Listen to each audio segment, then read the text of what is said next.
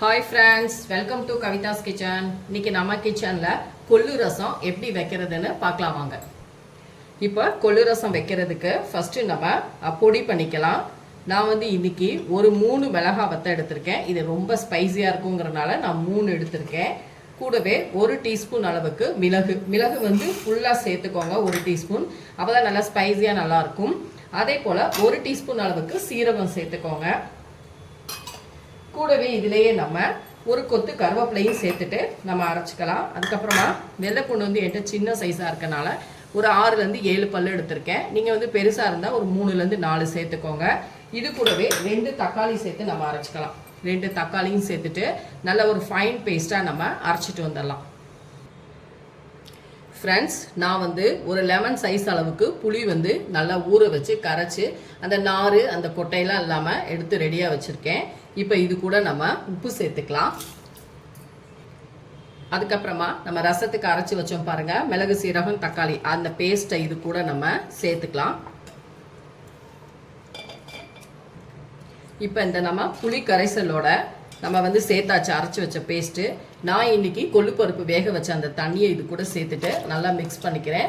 உங்களுக்கு எந்த அளவுக்கு ரசம் வேணுமோ அந்த அளவுக்கு நீங்கள் கொள்ளுப்பருப்பு வேக வைக்கும் பொழுது தண்ணி சேர்த்து வேக வச்சுக்கோங்க. நான் ஒரு 4 பேருக்கு அளவாக நான் ரசம் வச்சுருக்கேன். இப்போ இதை நல்லா கரைச்சி விட்டுக்கோங்க.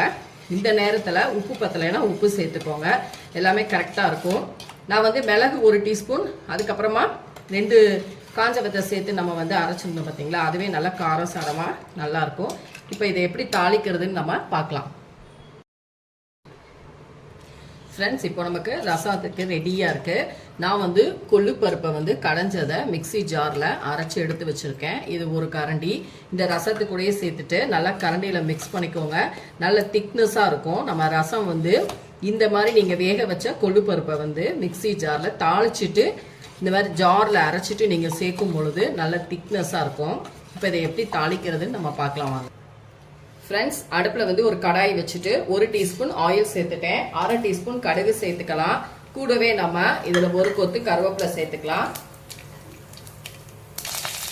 ஒரு 1/4 டீஸ்பூன் அளவுக்கு நம்ம பெருங்காயத்தூள் சேர்த்துக்கலாம். நான் மஞ்சள் தூள் கொள்ளுப்பருப்பு வேக வைக்கும் பொழுதே ஒரு 1/4 டீஸ்பூன் சேர்த்து தான் வேக வச்சுருக்கேன். நீங்கள் இப்படி தாளிக்கும் போது சேர்த்துட்டாலும் ஓகே தான். இப்போ நம்ம ரெடியாக கரைச்சி எடுத்து வச்சுருந்தோம் பாருங்க கொள்ளு ரசம், அதை இது கூட சேர்த்தலாம்.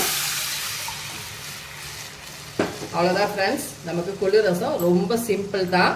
கொள்ளு பருப்பு கடையில் மட்டும் நம்ம அந்த பருப்பை அரைச்சிட்டு இதோட சேர்த்து நல்ல சுட சுட சூடான சாதத்தோட நம்ம ஊற்றி சாப்பிடும் பொழுது டேஸ்ட்டு சூப்பராக இருக்கும்.